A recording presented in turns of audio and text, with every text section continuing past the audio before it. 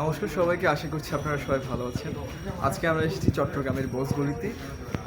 চট্টগ্রামের বোসগলিতে প্রায় প্রতি বছরেই নানা থিমে নানা যে প্রতিমা তৈরি করা হয়। আপনারা যদি একটু লক্ষ্য করেন এখানে দেখতে পারবেন।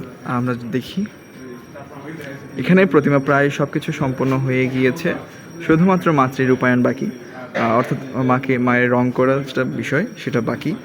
আপনারা যদি এখানে দেখেন একটু লক্ষ্য করেন কত সুন্দর করে মায়ের শ্রী সাজ করা হয়েছে, আপনারা দেখতে পাচ্ছেন। এখানে প্রায় কমপক্ষে 40-50টি কাঠামো হবে মায়ের এই বোসগুলির মধ্যে। বোসগুলির এই সুসুধা ভবনের যে জায়গাটা আছে, সুসুধা সেই ভবনের মধ্যে প্রায় কমপক্ষে 30-40টি হবে। আপনারা দেখতে পাচ্ছেন এটি এখনও বাকি আছে। মায়ের কাঠামো প্রায় হয়ে গেছে এটা।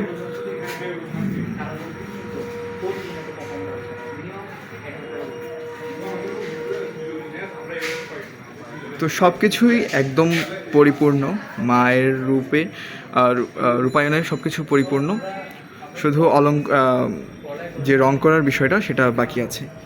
তো পরবর্তী ভিডিওতে আমরা যে মায়ের পরবর্তী যে কাজগুলো করা হবে, রং করা বা মায়ের রূপ দান করা, সেগুলো যে আমরা পরবর্তী ভিডিওতে দেখব। ধন্যবাদ, নমস্কার।